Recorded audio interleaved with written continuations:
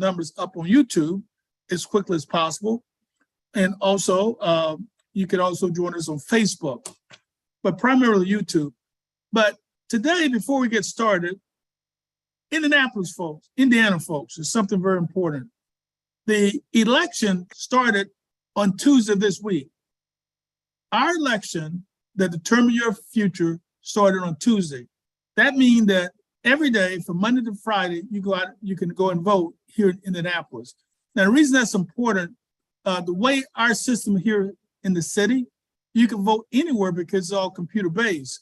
And let me give you some information very important. Like starting this week in the city county building, room W122, just walk downtown or go downtown, free parking, and you can vote every day from 8 to 5.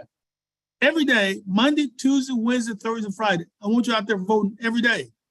And then on October 31st at the city county building from 8 a.m. to 6 p.m. in November the 7th, it'd be 8 a.m. to 12 noon. Weekend voting in Indiana, in Indianapolis, start October 29th and 30th and November 5th and 6th from 11 a.m. to 6 p.m. Now write that down. Now, the early voting sites from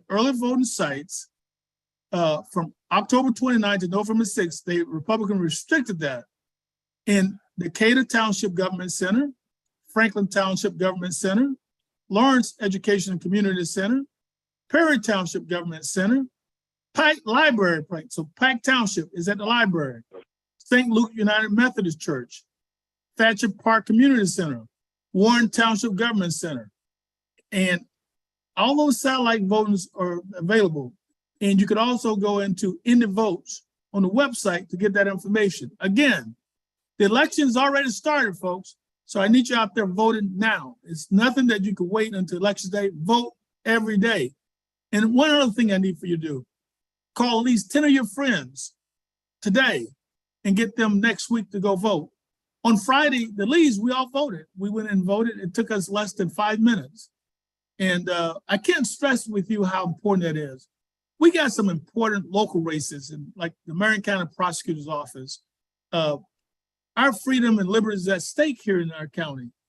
We have what I think is the best prosecutor in the country, and in Ryan Mears. Ryan and his staff have done an outstanding job.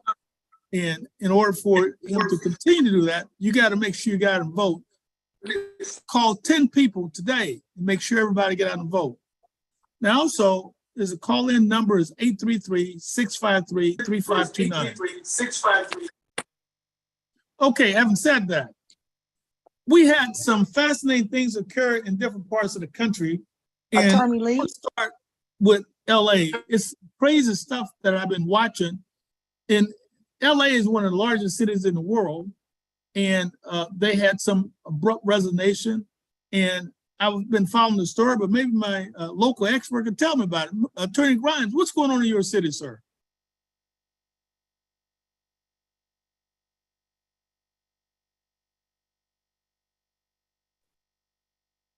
Oh, Attorney Grimes, can you hear me? Okay, maybe.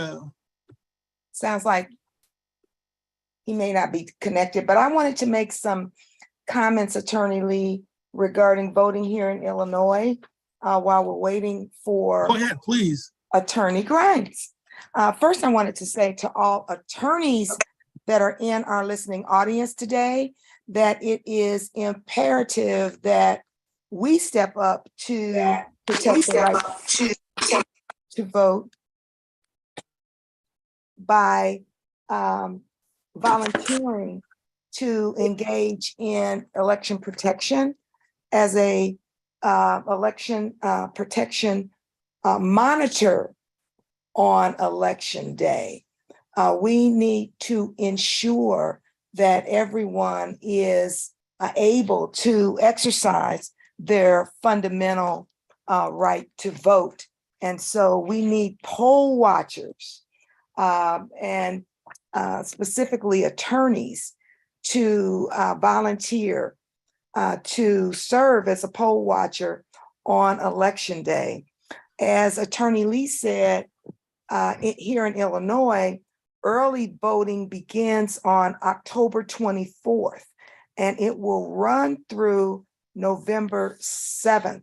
And so, as Attorney Lee said, the election has already begun or will begin with early voting that in Illinois, again, will commence on October 24th through November 7th. It's also imperative that you make a voting plan and that you plan to vote early. You hopefully, if you plan to vote by a mail-in ballot, that you have requested that ballot, or you will request your mail-in ballot in the very near future. In Illinois, go to the Illinois State Board of Elections website, and all the information is there regarding voting for this upcoming midterm November 8th election. The voting plan your voting plan should include a plan to vote early, and also check your registration status as well. You want to print out a ballot so you can determine who is running for office, and you want to ensure that you know who the candidates are, both up and down the ballot. In Illinois, you can even register, and I don't recommend this, even on election day, you can register to vote. And so, but I encourage you to check your registration status today and ensure that you develop that plan. And again, most importantly, that if all possible, you should vote early and take 3 people with you to the polls. It's also imperative that you know who the judges are in your city, and the bar associations, and Nate can provide you with the information for Illinois. The bar associations have rated the judges that will be running for election, and that's from the state Supreme Court, all the way down to local judges.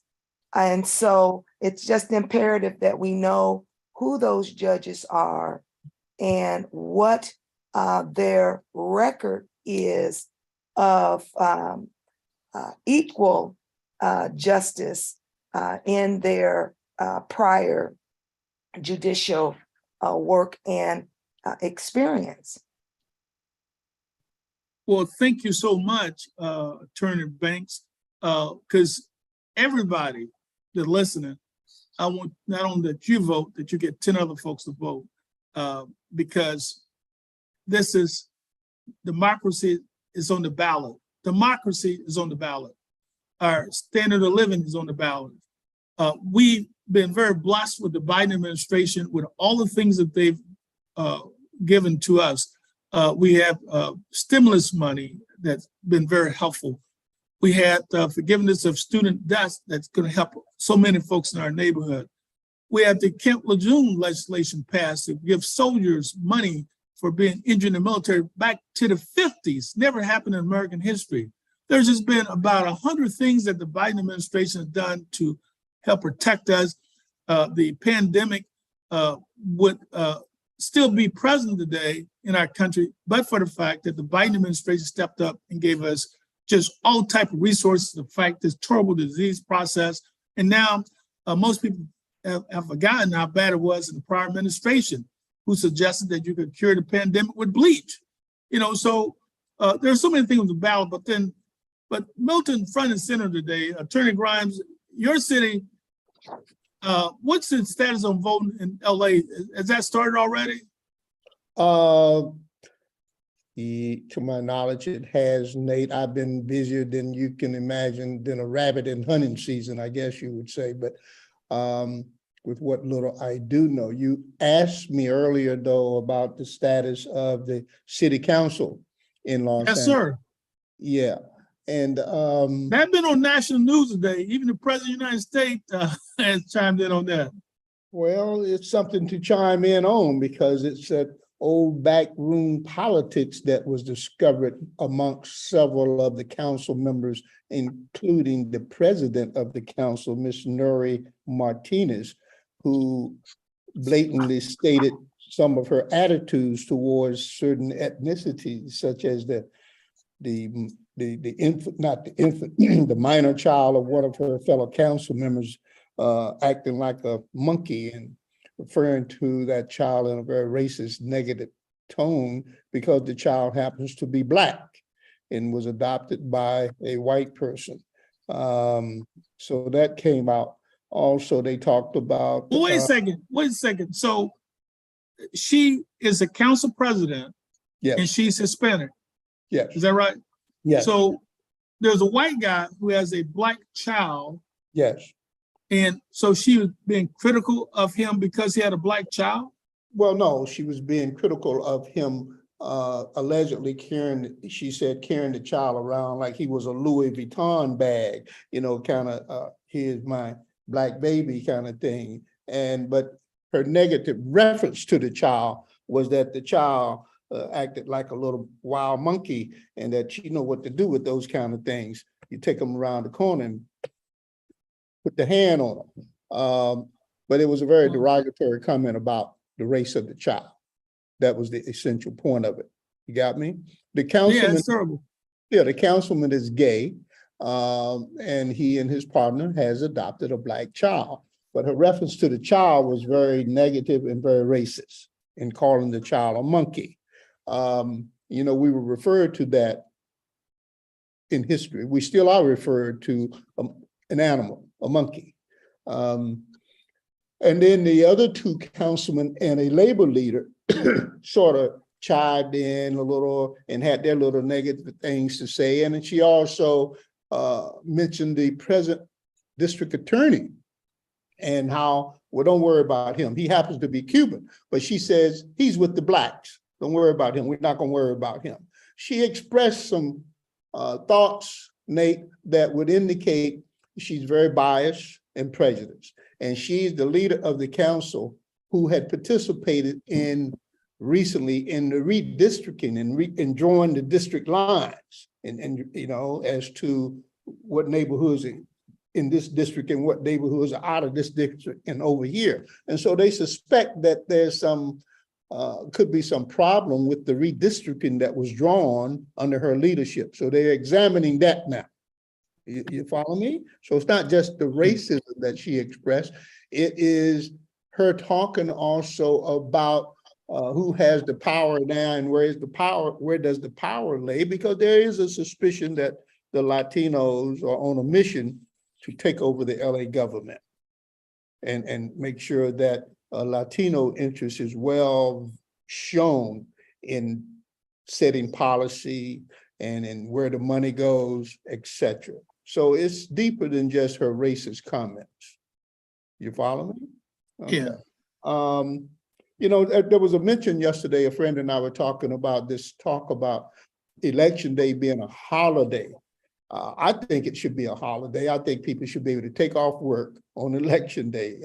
It's that important. And I think that maybe employers should, if they come to work with the I voted or proof that they voted, they get paid for that day. If they don't get paid. We got to do something to get people to the polls. And whatever little creative thoughts Ms. Banks have, I'd appreciate.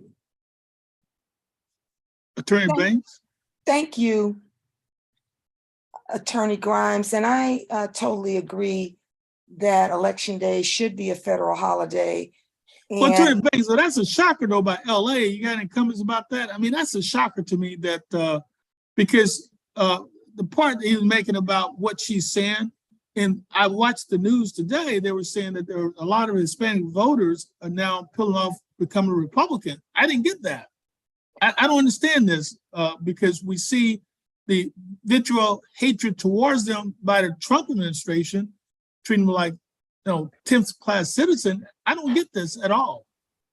Well, And there are a again- lot of layers to this. Yes, And Attorney Grimes, I understand that these comments were made last year, right, 2021, right. and the recordings, of course, were just recently Lee. disclosed. And so were these comments made in an actual council meeting?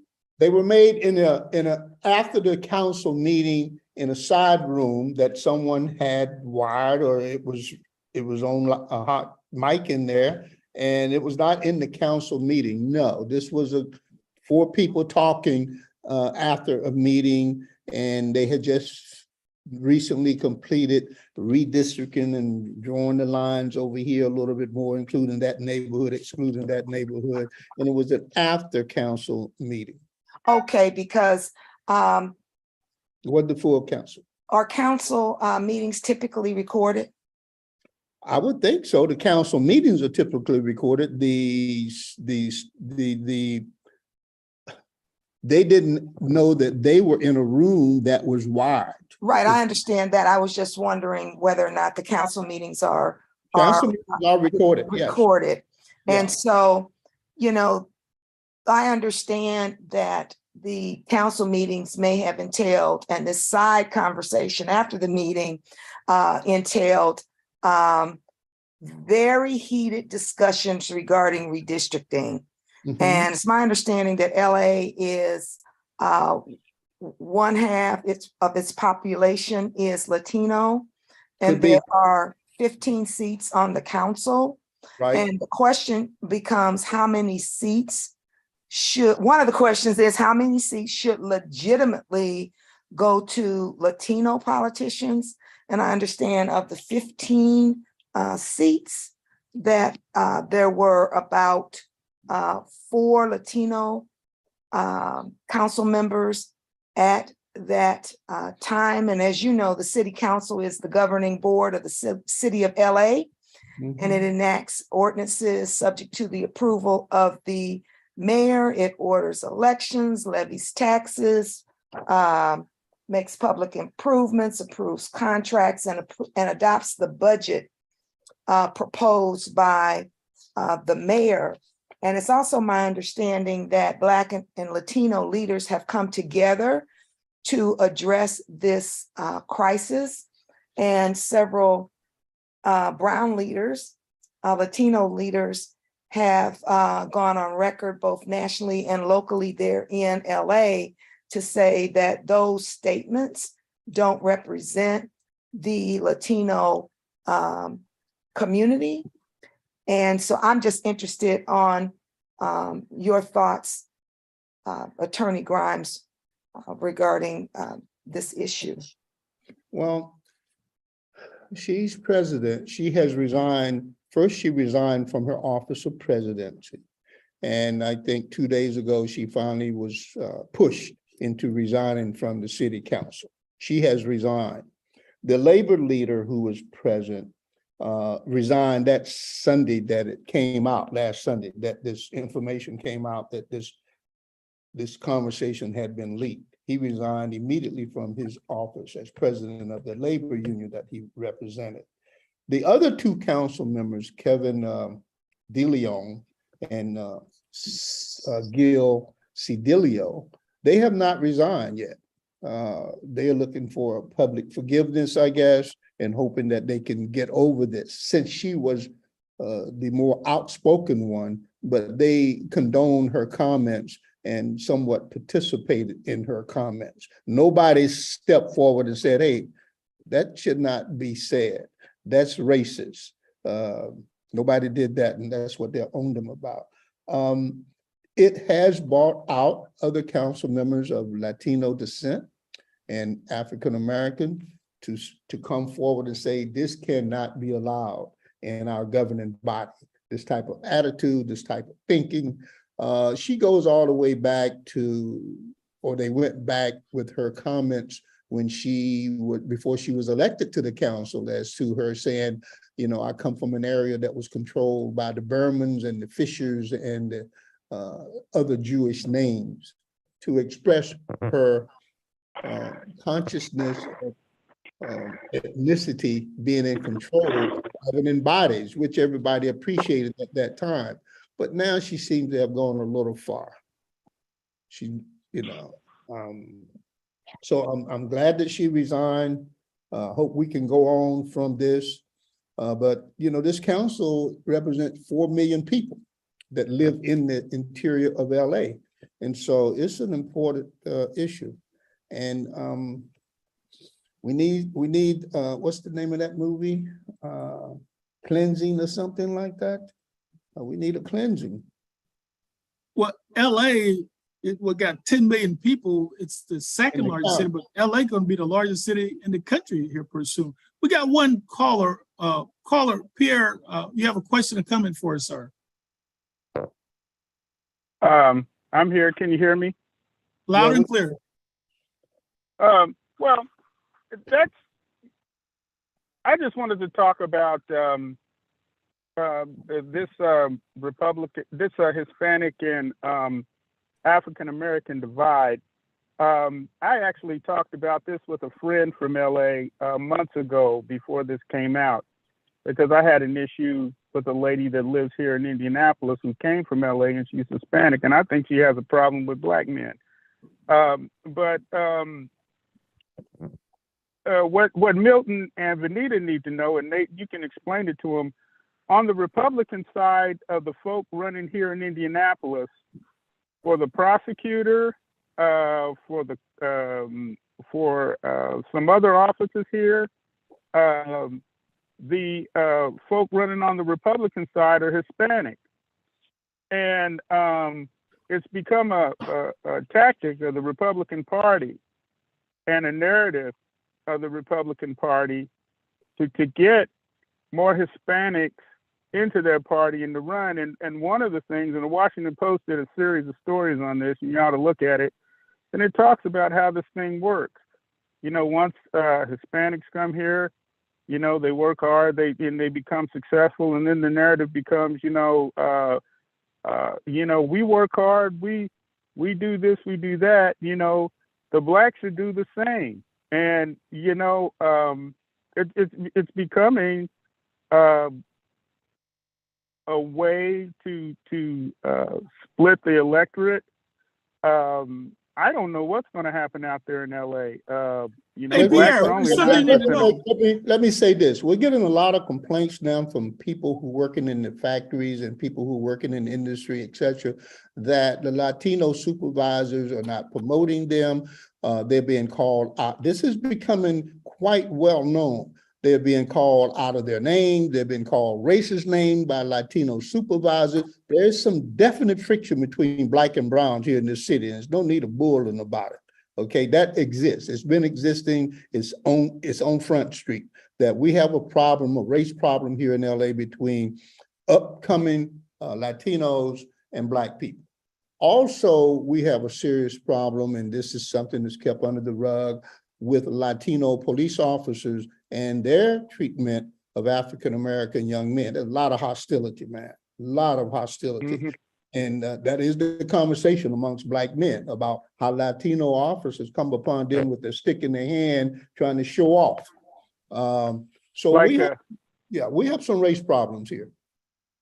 Now, Pierre, there's something you know. Hey, Pierre, there's something you need to know.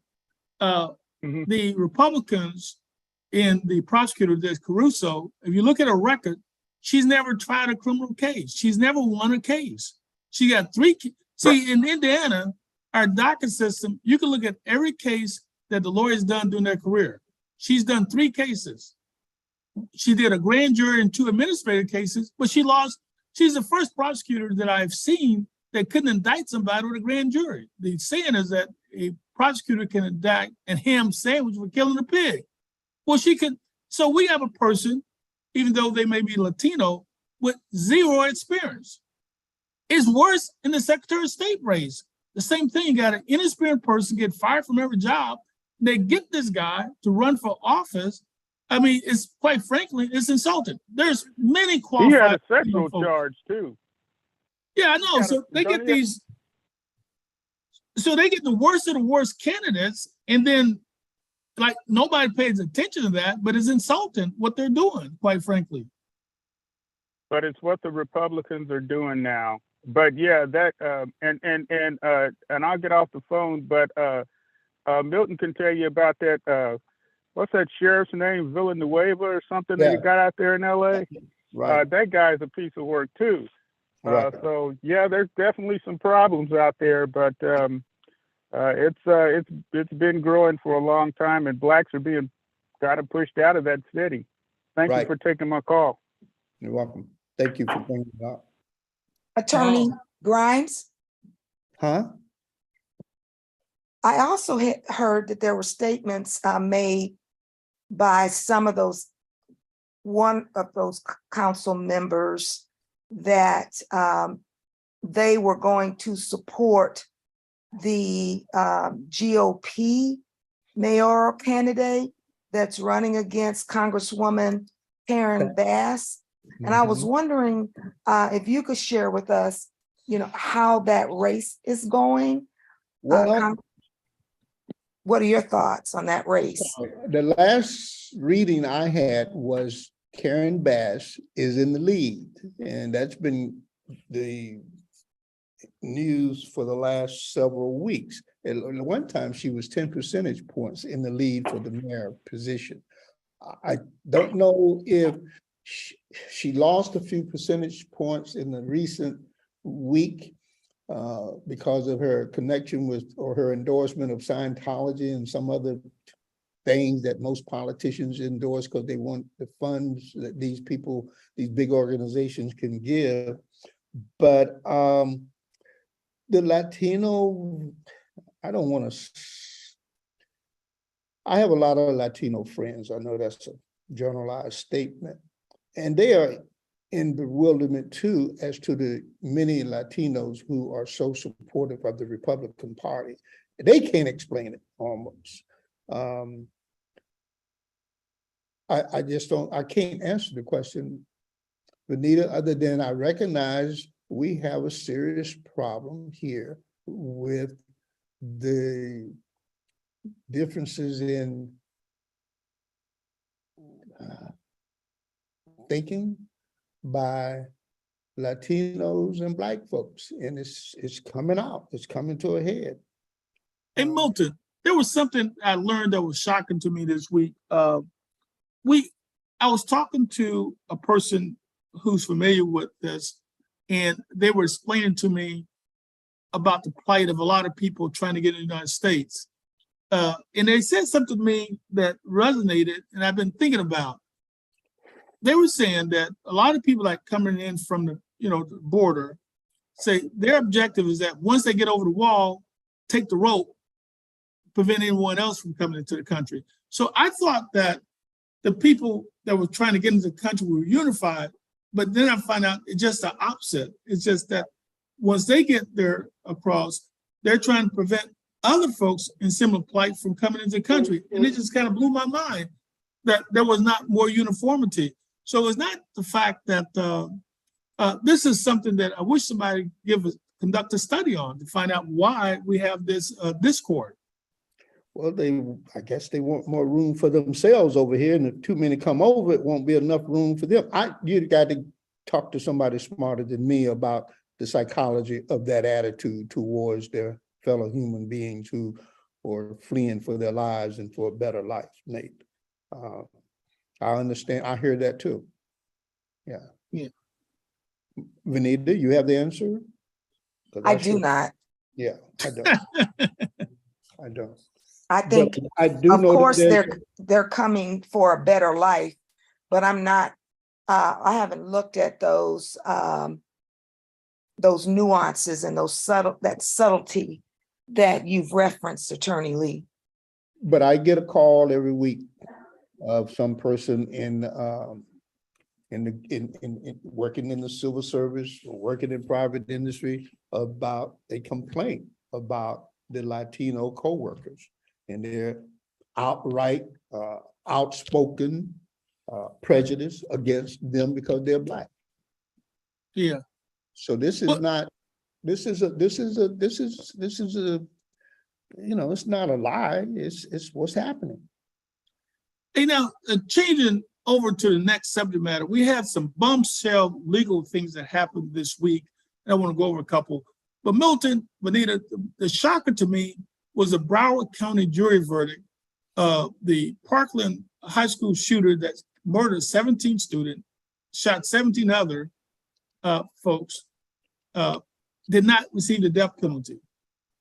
You know, I didn't understand that. I mean, I've never been a big proponent of death penalty, but in this case, I thought that he should have gotten the death penalty. If you go out and do a mass shooting like that, I don't feel that you deserve to live. I just don't. You know, you indiscriminately killed that many people on a whim. And it's not the number of people you killed, Nate, it's the mentality and the condition of the person who is the perpetrator. I appreciate you saying the numbers are outrageous enough it justifies death in this exceptional case. But I also have done a lot of work with mental illness and the defense of mental illness. And if you can show that this person's brain beyond and without self-induced psychosis or mental illness, but more of a natural, they were born with a problem that you can identify. It's like you and I walking down the street and I hit you in the head or something fall on you and hit you in the head and you become unconscious but still mobile and you kill someone, you outright just brutalize someone and you're not in control of that act. Should you be found guilty of murder if you're not in control of that act because something has happened to you beyond your control, to your brain?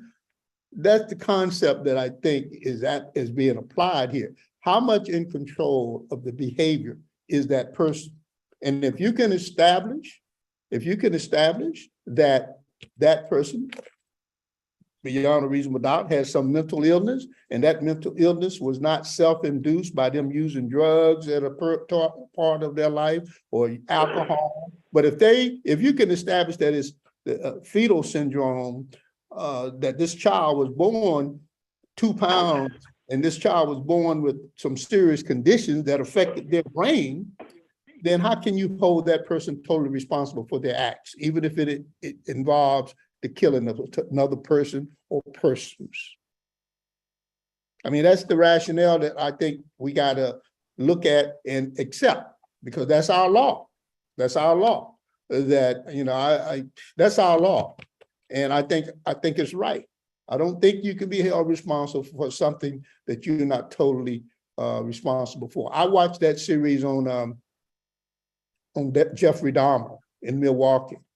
The police could have stopped probably half of those killings had they listened to this Black neighbor, this woman next door who was complaining, calling the police department, saying that there's some screaming going on. There's a stink going on. It's been going on for months. It smells like human rot, because that's what it was. And they didn't do anything about it. They ignored her, man. The one scene showed the incident where she was outside of her apartment, stopping him from bringing this kid inside and calling the police and telling the police, this is a baby, this is a young man, he's not an adult. And Dahmer saying, oh, he's my boyfriend, we just had a little problem, he's just drunk. He's a 14-year-old kid. And the cops are, ma'am, he says that it's his boyfriend and they're grown and they can do what they want, whether we like it or not.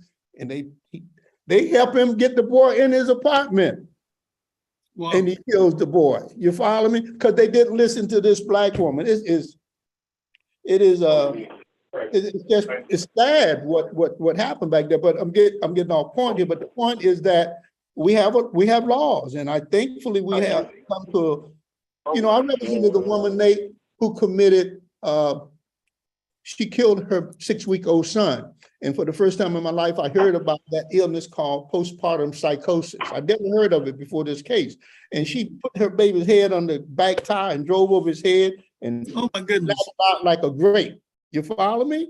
And I said, when I read it in the paper, that woman should rot in hell. God, how could you do that to a 6-week-old baby? But once I met her, and got to understand her, and then got to reading and studying about the history of postpartum, going way back in the history, she's not a criminal. She wasn't a criminal. She did a bad thing because she was hearing voices and she was hallucinating visually and auditory, and voices telling her to take the baby out of his pain. And she took the baby out of his pain, not thinking I'm killing the baby. So, man, the mind is a delicate thing. And if you can prove that the mind delicacy was involved here, even though it may look racist, even though it may look, and that woman came to the police and said, a Black woman stole my baby. Well, And I asked the psychiatrist, I said, why did she say Black? He said, because even a crazy person got enough sense to try to get off.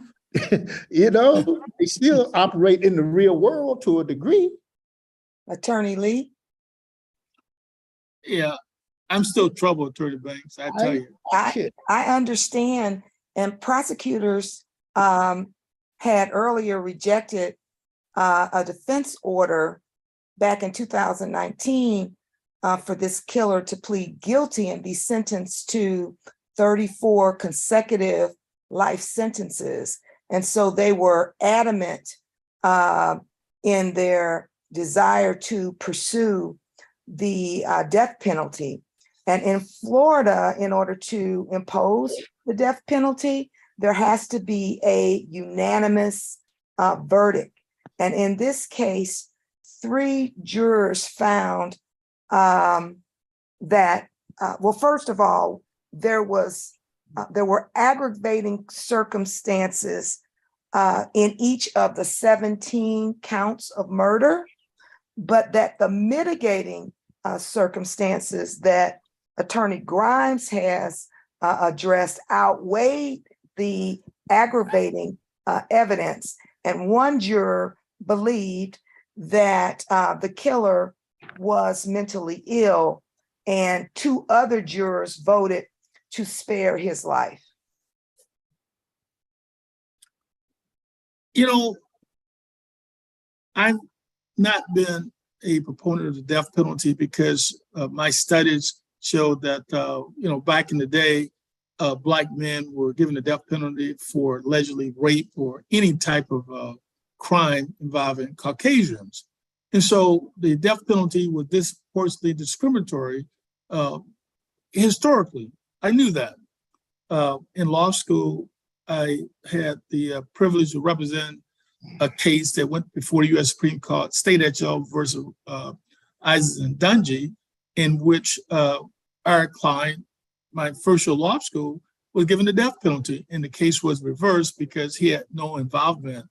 It was a really tragic case where our client was in the Georgia State Prison, and there was a prison break, and after the break, his boyfriend made him leave. He only had a couple months left on his sentence for nothing crime, and then they go out and murder everybody in sight, including a pregnant woman, by cutting her stomach 7 months. It was just a horrible type case. But Carl Isaac had nothing to do with any of the murders. He was throwing up. He could not believe it. So the guy who did the murders became the state witness, and they gave everybody a death penalty for the guy because he got life, and it was the dumbest thing I've ever seen. So the case was reversed, but that was a perfect example of why the death penalty is a bad idea. But in this case, I was troubled by the fact that you had so many victims of the shooting at Parkland High School there in Fort Lauderdale area in Broward County, until I just thought that in this case here, even though I've not been in favor of death penalty, that it was warranted. And that's all I'm saying. I'm thinking that if he was so insane, he did everything to spare his own life. When he got surrounded, he surrendered. Why didn't he just take a gun and blew his own brains out? Then I said, yeah, he's crazy. But apparently he was not totally crazy. And I watched part of the trial, and I just thought that if I was prosecuting that case, I think that my tactic would have been slightly different from what they were using, because I'd have focused on the fact that he chose life himself. And so that's, in my mind, evidence of the fact that maybe he's not as crazy as they think he is. At least this is my thought process. Attorney Lee, we saw the same outcome in August of 2015 when a life verdict was imposed by the jury in Colorado. And this was the Aurora movie theater mass shooting where the killer killed 12 people and injured dozens more. And in that case, the killer was sentenced to life in prison without the possibility of parole because one juror stated her firm opposition to condemning him to death because of his severe mental illness. And two other jurors joined in her opposition to the death penalty. Okay, that's tragic, but you know what the common denominator is that you're seeing?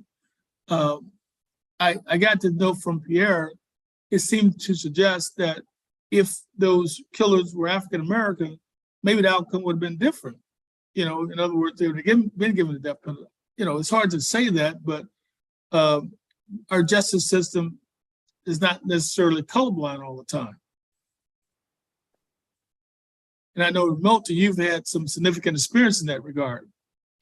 Yes, I have, and I agree that African Americans usually receive a worse punishment than non-African Americans in our criminal justice system. But I do have somewhat of an appreciation and respect for the law dealing with insanity. And, because I've had mental illness in my family, and I can see the devastation of it. And the person, when they're not in an episode, is as sweet and as good and as kind as they can be. So I just know we're not perfect human beings. We hold each other to a perfect standard, but that's not reality. And if some of us have flaws, and those flaws are proven, and we follow the line of describing and proving those flaws, then our law said you shouldn't be put to death. I don't agree with the death penalty overall because it's somewhat racist, been racist throughout its history. If you look at it, I'm on the board of this organization, Miracles of Innocence, dealing with exoneration of people, and a lot of people are convicted and given death, and statistics show they've been put to death and later proven innocent through DNA or some other evidence. So the death is irreversible, and you can protect society by locking a person up. You don't have to kill them. I think killing generates and promotes the same disrespect for life amongst people as to go out and shoot somebody in a robbery. We still don't hold life up to the degree that it deserves to be. So, our little young criminals say, well, you don't expect life, why should I? I don't know, that's just my own little thoughts about the death penalty, because I've had to look at it over the years, and I've grown to appreciate and care for in the 9 death penalty trials I've had. One guy who raped and sodomized a little 9-year-old girl, I was repulsed by him when he was explaining it to me when I first met. In the end, I cried when he was given death because he was a human being and he messed up. One second of his life, he messed up, but he was a human being. And Tragic. So it doesn't solve anything. It doesn't bring anybody back, and it's not a deterrent for anything. Well, sentiments. See, Attorney Banks, she's got the same thing going on in her community now up there in the Chicago suburbs, where the gentleman, the mass shooter, opened fire on all those folks during the 4th of July parade. Yeah. And it was just terrible. Who had put on notice before this happened, I'm crazy. People knew something was wrong with it. Didn't he have contact with police before this happened? And they refused to press the charges, so. Absolutely, and his father signed his application for a gun after, being well aware of his prior mental episodes. He had threatened to kill everybody in his family, and there were other major signs that many believe should have resulted in the father not signing that application for the gun permit. Right. Illinois, by the way, does not permit the death penalty. Right. Well, but we had a similar situation in Michigan. And in Michigan, they charged the parents with the accessory type crimes when their son went out and murdered the people at the high school. Remember that case? I can't think of the name of the kid that did it. And the parents are now also charged with felonies because their teenage son became a mass shooter at this high school there in Michigan. And so when I read the story about the case in your neighborhood, the father, I think, had ran for mayor also, I think. Is that the right one? Didn't the father run for mayor at some time in that community? He did. He ran against the current mayor. And in fact, the family had been, was well known. They had a very popular restaurant in the community at one time as well. He ran. The only funding that he received was the money that he invested in this campaign. I think it was about $500, but he lost in a landslide. When you have a child with mental illness and you love that child and you want that child to be normal and you want that child to participate in the normal activities like other kids, and there's that other side of this child, it's a kind of a tightrope you walk to make sure and assure them the regular comforts of being a child and protecting society from the other part of it. And it's not easy, love and protection for society. You got to use both of those in raising this child, and it doesn't always balance out right. That's how I look at it. And so, yeah, as a parent, you may make a mistake. You may give this child a car or a gun or something that child wants because you want that child to be happy and you think you can handle it and he's going to be okay because that's the love blinding your responsibility. But you got it. That's why I guess it's good that the law requires some knowledge on your part about that wrong that this child commit or some intent that you have in helping this child. But it's I don't think it's an easy thing to do to separate those things. So if the parents didn't have any intent or any knowledge, they aren't criminals. They're just being loving parents. Yeah, I'm a Second Amendment proponent, but I don't think that you have a crazy kid that they should be owning these type of weapons of mass destruction. I just don't believe that. I think that there's a lot of safer things for you to do. Even they want their son to have a gun, give him a BB gun. Don't go out and give him assault rifles and things like that. Give him a gun that you lock up and you with him whatever you have. I got you on all of those things, but I'm just saying, love sometimes don't help you see that ahead of time. I understand, Milton, and I also understand that if parents were made aware that they could be criminally charged, that maybe some of this conduct that we're seeing by these children, that there might be, potentially a deterrent effect. An incentive for them to be more cautious. Yes. Yeah. An incentive for them to be more cautious. Gotcha. And in some cases, an incentive for them to parent their children. Notwithstanding the fact that their children may have mental and emotional problems. The parents in the Michigan case, they've pleaded not guilty. They've been charged with 4 counts of involuntary manslaughter. Mm-hmm. because they're being accused of giving their son easy access to a gun and disregarding the signs that he was a threat. Mhm. I wonder Well- why we have so many murders and killings, thousands a year in this country, and other countries don't have any.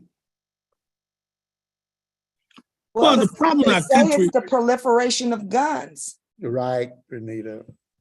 Corporate America wants to make that money. we're 3% of the world's population, but we have 52% of private gun ownership in our country versus the whole world.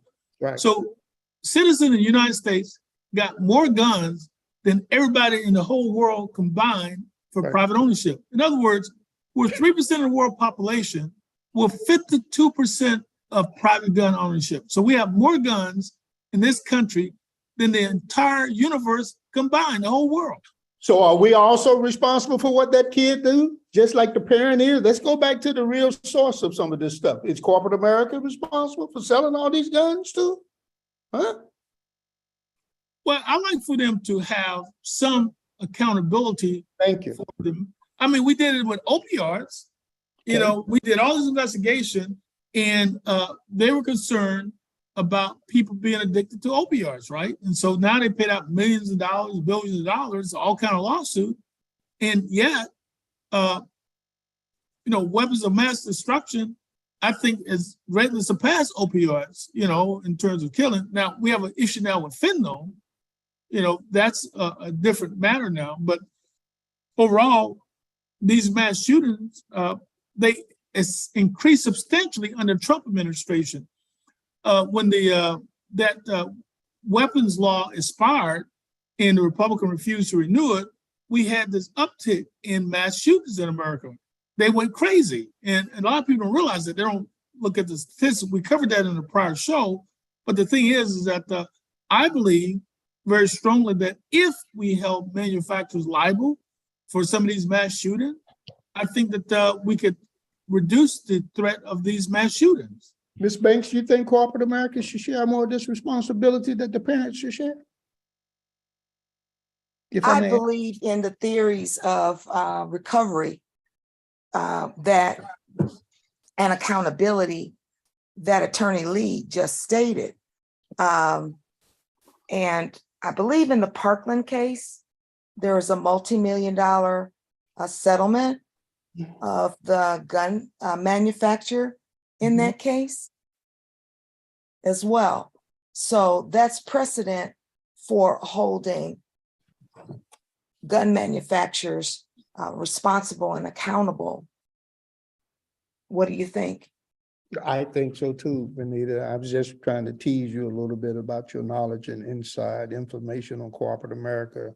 But I think the proliferation of gun manufacturing and selling of these guns and then saying, well, it's the kid's fault or the parents' fault. I think corporate America has a little bit more responsibility. And our caller is making some great points. Pierre is making some great points in the chat box. And we all recall these scenarios, counselors, that it used to be that if you left a bar drunk and you hit somebody, that they would sue the bar owner as well. Right. And That's right. Pierre also referenced that why can't the same be the case for gun sellers who sell to kids or parents, etc. And I absolutely agree. Yeah, and they send anybody the parts to guns to make a gun at home, these ghost guns. I don't think they check in the age or mental status of these people at all. You can make your own gun at home, Nate. I like to thank our VIP guests for this exciting show today. We got a lot of things that we didn't cover today, but join us next Saturday. We're going to continue this discussion. And don't forget, folks, the election's already started. Folks, the election's already started. Go out and vote. Call 10 people up, your neighbors, your friend. Let's make sure that we show up for election day. Any final thought process about election, Milton or Vanita? I just like going to the polls on election day. I like seeing the people. I like talking to the people. I like messing with people. That's just me. So I have yet to do an early vote, but maybe one day I will. I always early vote, so I don't have to be worried about the lines early in the morning or late at It night. ain't a worry. It's mixing it up, Vanita, with the people. Well, on election day, I mix it up by participating as an election monitor, arriving at 5 o'clock in the morning and closing the Done that. polls and Right. ensuring that you know, the counts and everything is being done in an appropriate and proper manner on election day. Right. I remember Al Pittman and he's a fellow lawyer here in LA. We were poll monitors or poll police, we called ourselves, and our duty was to keep the police away from the polls during the election. And I just couldn't wait for a cop car to pass by. Nope. Well, thank you, everybody. And thank you, our audience. And we'll talk again next Saturday. And don't forget, go out and vote. Thank you. Goodbye. Bye.